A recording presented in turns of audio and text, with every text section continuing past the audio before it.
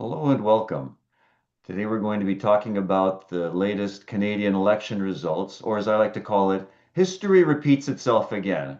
And we'll talk a little bit about how this election has some curious resonances with one that happened in the distant past. And to join me in discussing is my longtime friend and partner in crime, James Valiant. James, how have you been doing? Quite well, thank you. A little better, I think, than the nation of Canada collectively speaking. If I have a question, I have a couple of questions for you, Nicholas. What went wrong? How did the conservatives, how did the right lose so badly to the left parties? I mean, the liberals don't have an outright majority, but it looks like a coalition as they've had before, where they can easily gather up the votes from the Green Party or something. And but what went wrong?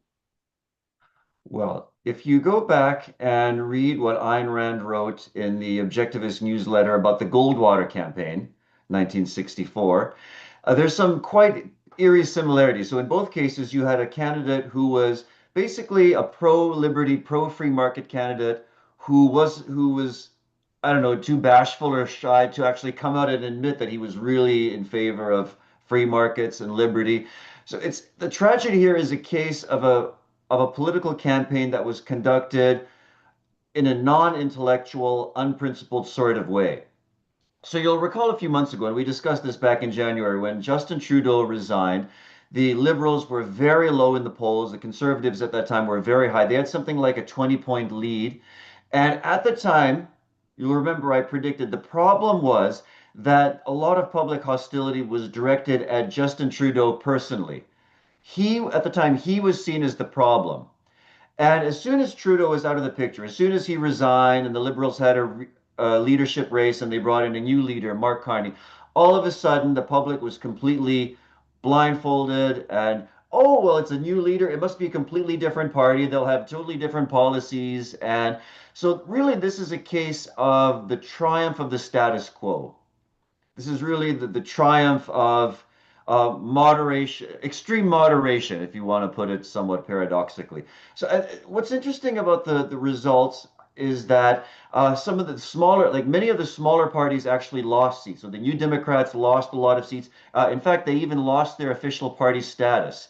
That's the one bit of good news, actually. Well, it's good news, but it's also not good news. One of the reasons the New Democrats now, which is our far left party, they're basically our socialist party, they're essentially irrelevant because Mark Carney and the Liberals have adopted almost all of the policies that you would expect from the New Democrats. So, climate change is our greatest existential crisis. We need to keep the fossil fuels under the ground. All that very sort of progressive. Well, the way the word progressive is used nowadays, actually regressive. Very sort of left-leaning DEI fueled political agenda. So, what do you need the New Democrats for when the liberals are basically playing the same tune? And as you pointed out, it's very like so. Even though the liberals are just shy of a majority government, if they work together with the New Democrats, if they work together with the Green Party, then they might still be able to do whatever they want to do. It sounds like because of the rhetoric from the liberals, they have gone about as far left as they can go, and in the current context. So, what do you expect? I know it's impossible to predict human behavior, and I know politicians don't often keep their words. But the point is, can you give us your best estimate of what kind of policies? Are we going to see Trudeau 2.0? Are we going to see something worse? What do you think the results of this are? I think Trudeau 2.0 is a good way of putting it. Now, I think during the actual election campaign, and particularly in the debates, the French and English language debates, Mark Carney went out of his way to moderate his rhetoric. He didn't actually come out and attack fossil fuels and energy, and so he tried to stay as moderate as possible to present himself as a sort of a sensible middle of the road solution. The problem is there wasn't that, in particular, I noticed this in the debate that there wasn't so much differentiation between the different parties. The New Democrats also moderated a lot of their rhetoric. The big mistake that Poilievre made, and the reason why I think he ultimately lost, is he didn't differentiate himself, particularly in his comments to the nation as a whole. So I watched some long interviews that Poilievre did with Jordan Peterson, where it was very clear that he understands what's wrong with the country economically and what's required to fix it. That's great for the 1% of Canadians who follow Jordan Peterson and know who he is. The question is, you need to reach out to the whole country. Now, one thing that Poilievre has been doing well is for the past few years since he's been party leader, he's been traveling across the country. Apparently, he does something like 600 or 700 events a year, mostly like on a weekend, on a given weekend, he'll go to 20 different, businesses, companies, farms, whatever, and he'll just talk to Canadians, and which is great. But say you do 700 such events a year and I don't know, reach 20, 30, I don't know how many Canadians, that's still only a tiny, tiny, tiny percentage of our 40 million population. So the problem here is that the vast majority of Canadians, what they know of Poilievre is what they see, the sound bites that he gives the news media. And as we've discussed before, the news media hate him because he's a pro-free market guy. He's, persona non grata. So the media have been extremely unkind to him. They've tried as much as possible to associate it with Trump, to make him look like a Canadian version of Trump, which is totally dishonest. It's an outright lie, but too many Canadians have fallen for that. And in the debates, he didn't do enough of a good job of differentiating himself. Like, what would he actually concretely do differently from the other parties? So he was relying on the same tired slogans. Yeah, we're going to axe the tax. We're going to bring the paycheck home. Well, how often can you listen to that before it just becomes tiresome and mechanical? So he was trying to run a campaign without any really good ideas. Now, if he'd run against Justin Trudeau, because Justin Trudeau was so unpopular and the country hated him, he would have done well. But against someone like Mark Carney, who's clearly experienced, he has a formidable educational background and professional background, there just was a real lack of ideas of what am I actually going to do that's different from my competitors. So that's really what was lacking in this campaign. Wow, I see. What role did Trump play in all this? It did sound like Parliament was pushing back with it sounded from this side of the border, it sounded like he was pushing back on the protectionist rhetoric coming out of Washington in a more free trade way.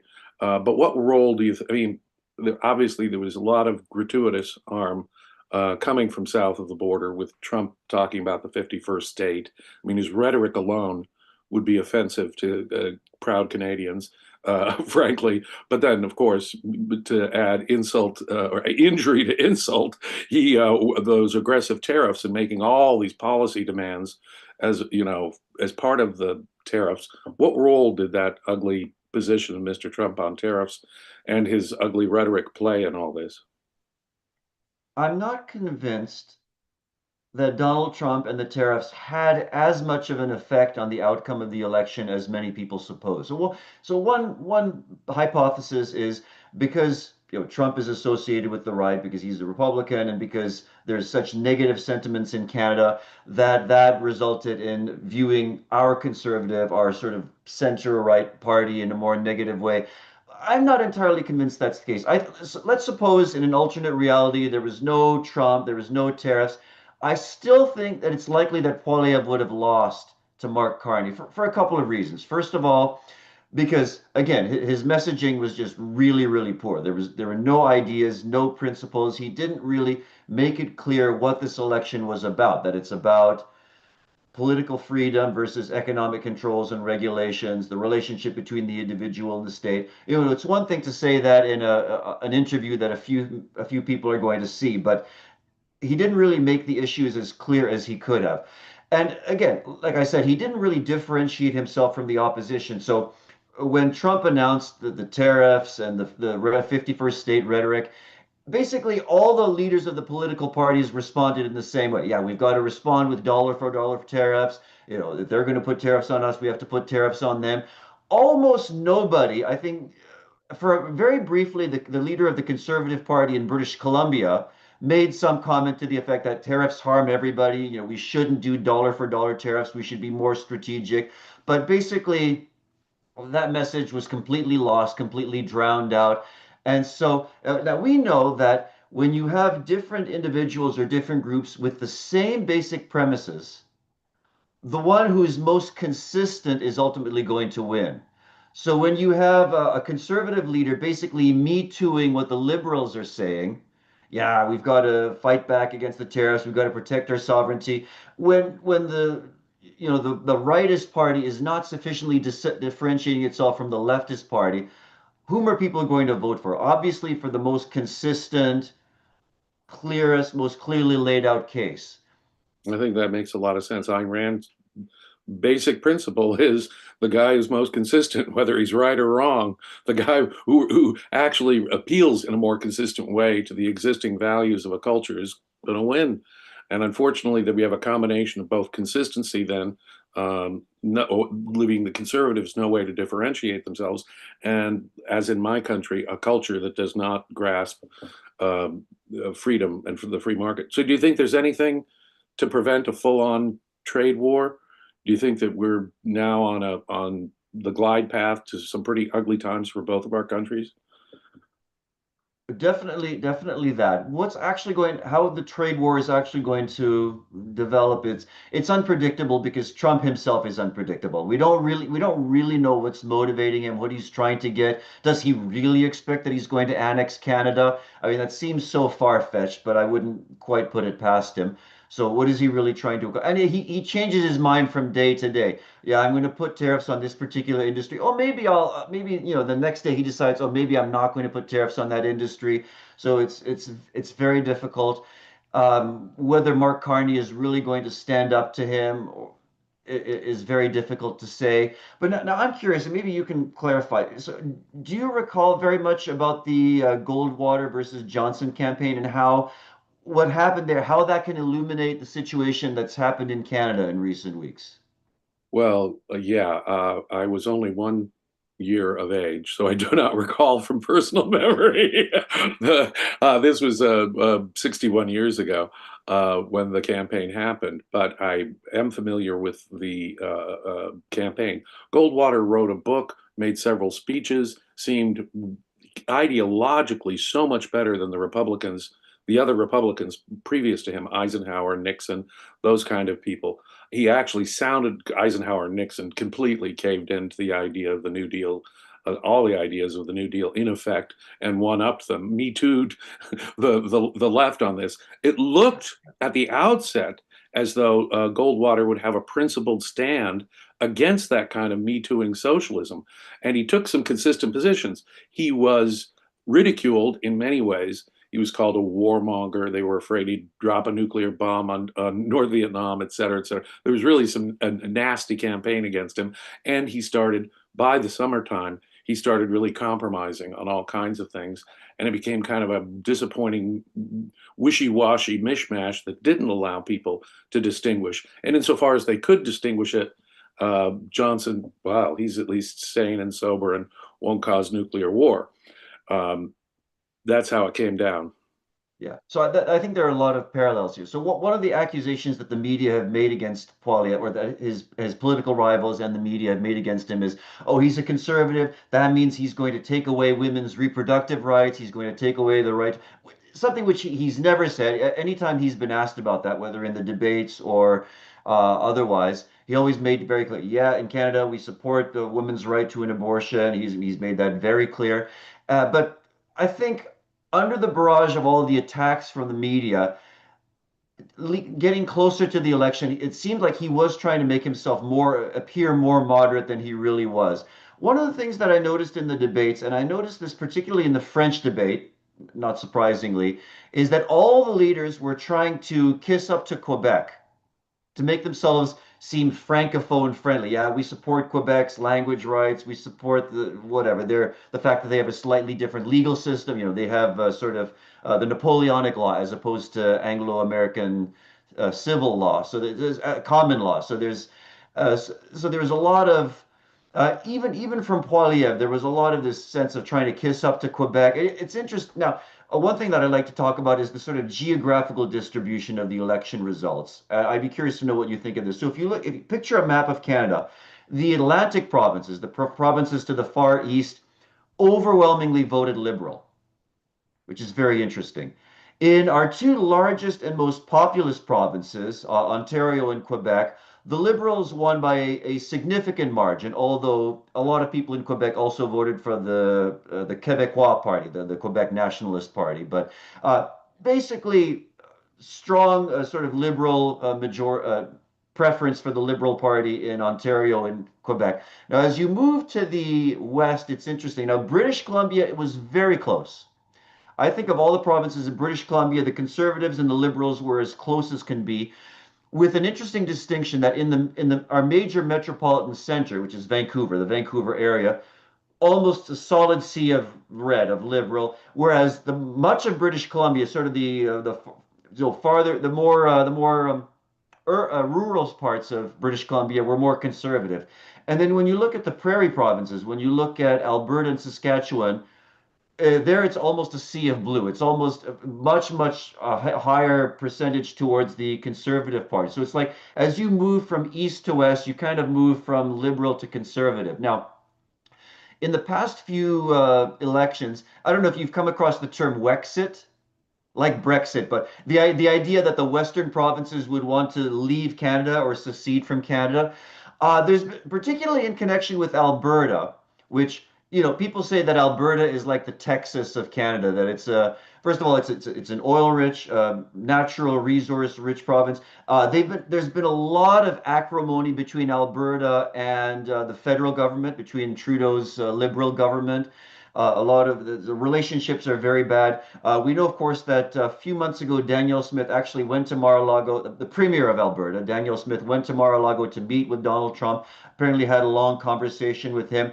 And Donald Trump has been wooing Albertans and saying, you guys should leave Canada and join us. We love your oil. You'd be treated better. You'd be much more prosperous, much better off. I think this could happen. I think there is a chance that Alberta could actually, and frankly, frankly, I think it might even be in their best interest to do so. Fascinating, but you really think there's a chance that Alberta, how about Saskatchewan, how about other Western areas? Do you think there's really a sentiment that would call for secession? Um, I don't know about Saskatchewan, but in Alberta, the sentiments are very, very strong. Albertans are very antagonistic right now towards Ottawa, towards the federal government and the parliament. And I think the outcome of this election, it could possibly tip the scale. Now, whether or not it'll actually happen or whether it'll be the situation like we had with Scotland, what was that, 10, 15 years ago, where they had a referendum. And as I recall, it was pretty close, right? It was something like, oh, was it 49-51 or something? There was a, Very close, yeah. yeah, yeah. And even more recently, I've heard rumblings that, well, when Brexit happened, that Scotland said, we like being in the EU. Maybe we should revisit the idea of leaving the UK. So, it could happen, or at the very least, I think it could come to a referendum or a vote. It's difficult to say which way it would go, but this could be the beginning of the end of Canada as we know it. Wow, wow. Canadian provinces are a lot more independent, say, than American states, because we had a whole civil war against the very concept of secession. So it would be very difficult in the United States to do something like that. But I think conceptually it's a lot easier to imagine with the provinces of Canada. Um, but that's like headline news you're saying there. There is actually, and maybe a lot of people who don't live in Canada don't realize that there's that kind of anti-Ottawa sentiment in the west of Canada. But that's fascinating. That's absolutely fascinating. Actually, and that reminds me of something I wanted to ask you. So, as a legal constitutional scholar and historian, how do you compare the two systems? The system, like Canada, as you said, is it's fairly decentralized. The provinces have some measure of autonomy over things like healthcare, education. In contrast to the states, where where it's a little more centralized. So, what are the pros and cons of those two respective systems as you see it? Well, we do have a degree of independent state jurisdiction. There's no question about it. I do like the idea in both countries that we divide up power between the federal government and the provinces or states. I think anytime you can separate out powers, you avoid the concentration of power in one place is a really, really good thing. I don't believe in states' rights, only individuals have rights. And but on the other hand, I like dividing up power as much as possible between the different, Now, as to a parliamentary system versus a strong executive system, such as we have in the United States, it, you know, Donald Trump has a very thin majority in the House of Representatives, for example.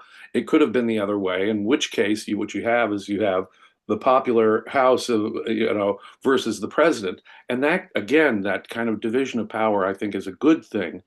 Sometimes a Congress, sometimes the best situations in America are where the two parties control, the White House is controlled by one party, and at least one of the houses of Congress is controlled by the other party. That again slows things down, puts a monkey wrench into the system, and is a good thing. And so while there's a downside, and America is learning right now the downside to a super strong independent executive, because he can act without any reference to Congress. There's also an upside to having divided power, which can sort of create stalemate and prevent anything from happening, which is often the best thing to happen. So I think there are pluses and there are minuses. We're seeing right now, we've been seeing it for many years, obviously, the emergence of a Caesar president. And we're kind of seeing it more vividly than we've ever seen it before. On the other hand, when the midterm elections come around next year, it could be that easily could be that the Republicans lose the House, and that would stymie any party from doing anything. And so if you ask me to pick my preference, I'd prefer our system, even with the possibility that we're now seeing. But that is a government-wide problem in terms of how much power we give each of the branches. And I think I would see the same, sort of analogously, the same thing.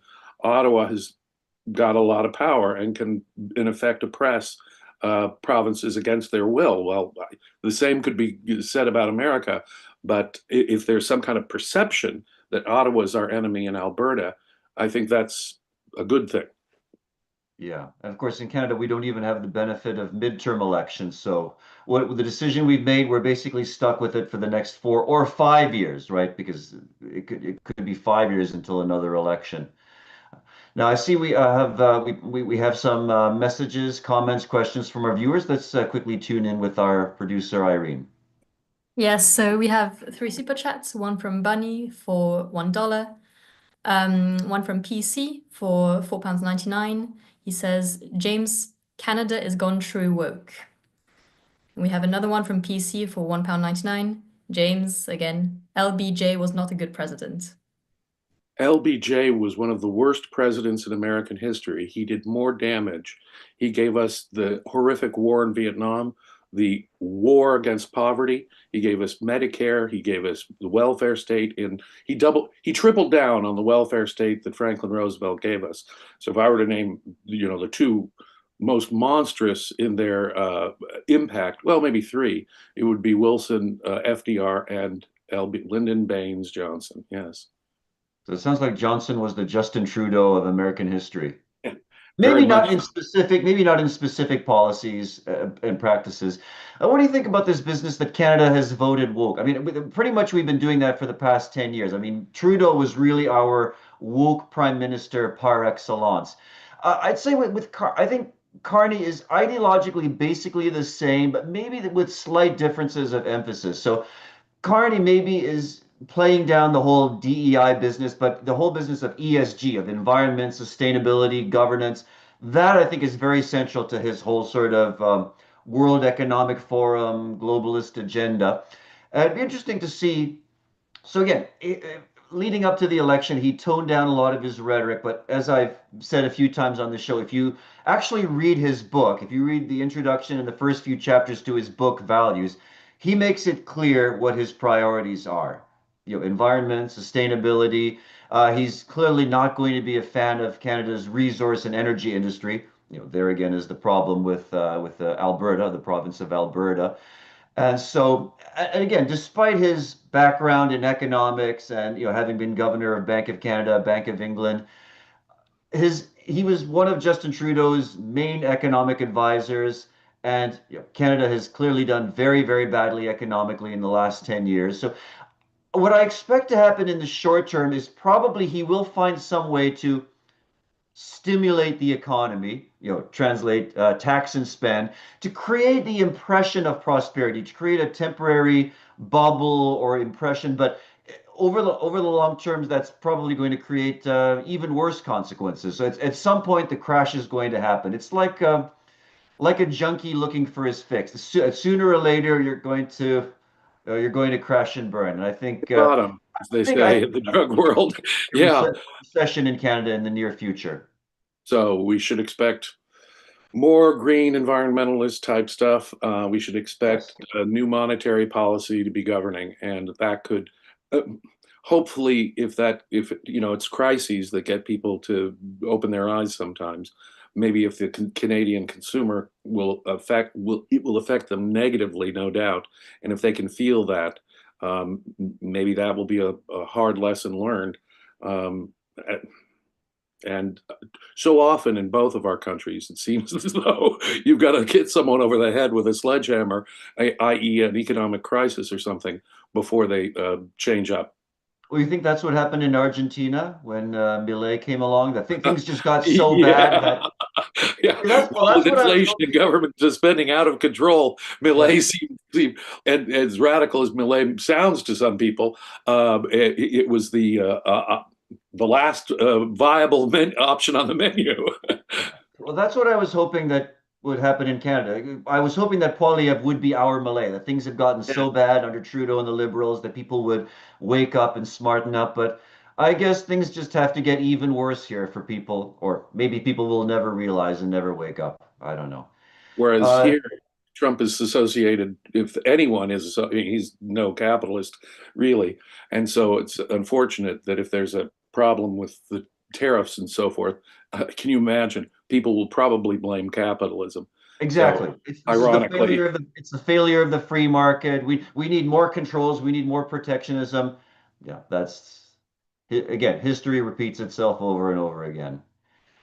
Well, let's just check in one more time with Irene. Are there any final super chats, messages, or announcements? Yes, so there's Jonathan Honig for $4.99. Thank you, Jonathan. PC for £4.99. Some say Johnson had knowledge JFK was in danger if he went to Dallas, but held back the information. And look, just one announcement before we hear the replies that the reality show might be 5 to 10 minutes late. Okay, James, any final thoughts, or did you want to reply to that JFK question before we wrap up? I am skeptical of conspiracy theories, even with all the new information released. It seems to me that Lee Harvey Oswald, a communist who'd been to the Soviet Union, been to Cuba, uh, is the guy who killed Kennedy. And it's a funny thing because I think it's very hard for many people on the left, even some on the right, to just simply accept the fact this communist at the height of the Cold War assassinated the United States president and just leave it there. So I'm skeptical of these theories. And I'm a prosecutor who's looked at forensic evidence. And each time I look at the forensic evidence, I come away more convinced, if anything, that it was Lee Harvey Oswald. Well, healthy skepticism can be a good thing. But what's not a good thing is the prospects for Canada's future. So anyway, we'll keep monitoring the situation, and so now is a good time for people to get more politically active, write op-eds, write letters to the editor, try to persuade people in your orbit to understand political philosophy better, economic principles better, and I'm not optimistic because probably having lost the election, Poilievre will probably resign as party leader, and I don't think we'll see another like him.